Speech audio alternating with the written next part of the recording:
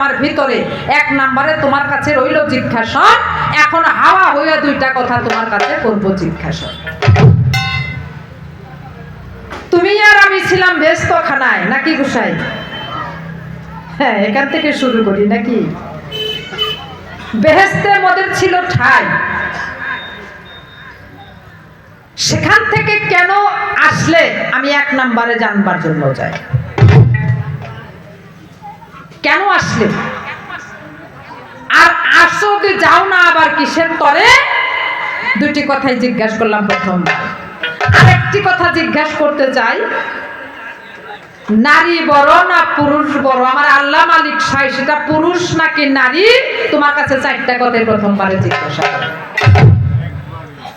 হ্যাঁ, আমার আল্লাহ মালিক সাই পুরুষ না নারী? দেখছেন কেউ আল্লাহকে? দেখেন না। নবীরে দেখছেন, আল্লাহরে দেখেন নাই। নবীরে আমরা দেখছি কিন্তু আল্লাহরে দেখি নাই। তবে কোন বিভাগে আছে আজকে বলবে আমার কাছে। আমার পালাখানা আজকে কিন্তু অন্যভাবে একটু নিতে যায়। এবার থাকেন ধৈর্য ধরে, তাই বলছি তোমার ধারে। প্রশ্ন কয়টা হইল? বেহেশত আমরা কেন হইলাম? যদিও বেহেশতের থেকে আইসা পৌঁছাইছি, আবার কেন যাইতে পারি না? জানবার জন্য মনের বাসনা। তোমার দোষ ছিল নাকি আমার দোষ ছিল? কার দোষে আমরা বেহেশত ছেড়ে আমরা চলে আসলাম?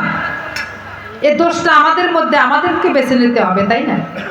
সেই দোষ যদি আমরা ধরা পড়ে সংশোধন হইব পরে। তোমার ধারে প্রথমবারে জিজ্ঞাসা করতে চাই, আল্লাহ মালিক সাই পুরুষ না নারী? কোন ভাবে তিনি বেঁধেছে বাড়ি?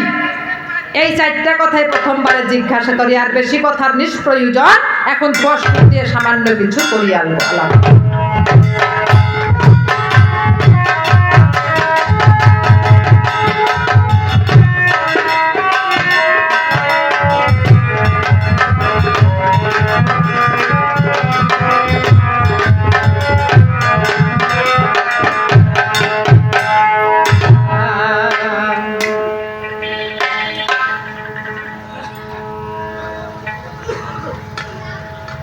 সময় গেলে ও বিদায় কালে, সময় গেলে ও বিদায় কালে, আমি কি লয়া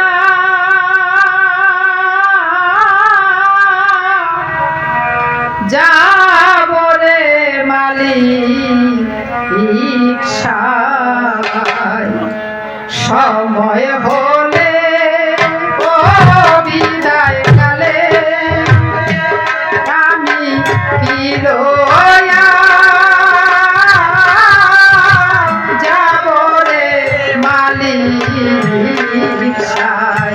সময় হলে ও বিদায় কালে, আমি কি লয়া